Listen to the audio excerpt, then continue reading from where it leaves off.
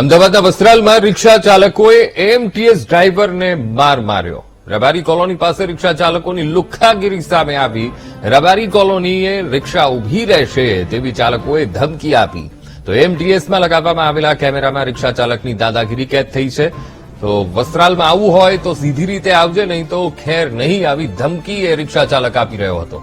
તો દાદાગીરી કરતા બે રિક્ષા ચાલકો સામે રામોલમાં ફરિયાદ નોંધાઈ છે.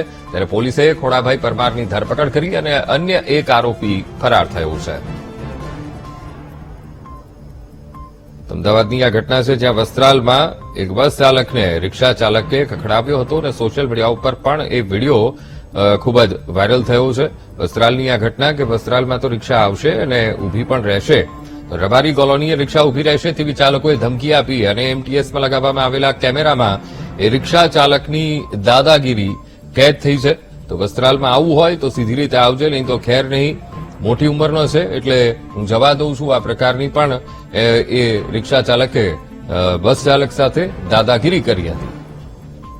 તો આજનો તે સંવાદદાતા દીપક સોલંકી ફોનલાઈન પર જોડાઈ ગયા છે. દીપક, અમદાવાદના વસ્ત્રાલમાં રિક્ષા ચાલકની દાદાગીરી સામે આવી છે. એમટીએસના ડ્રાઈવરને ધમકી આપતો એક વિડીયો સોશિયલ મીડિયા ઉપર વાયરલ થયો છે. શું કાર્યવાહી? અંકુર, જે એમટીએસ બસની અંદર એઆઈ કેમેરા લગાવવામાં આવ્યા છે તેની અંદર પ્રથમવાર આ ઘટના કેદ થઈ છે કે રિક્ષા ચાલકોની દાદાગીરી સામે આવી છે ને એમટીએસ બસ ડ્રાઈવર છે તેને માર મારવામાં આવ્યો છે.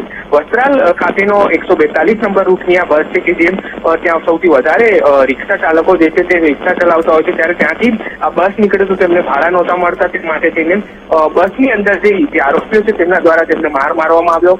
જો વસ્ત્રાલની અંદર આવવું હોય તો સંભાળીને આવે તેવી ધમકી પણ આપવામાં આવી. સમગ્ર મામલે રામોલ પોલીસે જે બે આરોપી છે તેમાંથી એક ખોડાભાઈ પરમાર છે તેમની ધરપકડ કરવામાં આવી છે. અન્ય આરોપીને પકડવા તપાસ તેજ કરી છે. મહત્વનું છે કે રિક્ષા ચાલકોની દાદાગીરી જે છે ત્યાં એઆઈ કેમેરા લગાવવામાં આવે છે તેમાં કેદ થઈ અને ડ્રાઈવર જે છે તેને માર મારવામાં આવ્યો હતો તે સમગ્ર ઘટના જે છે ત્યાં વિડીયોમાં સામે આવી છે. અંકુર. જી બિલકુલ દીપક, સમગ્ર માહિતી સાથે જોડાવા બદલ આપનો આભાર.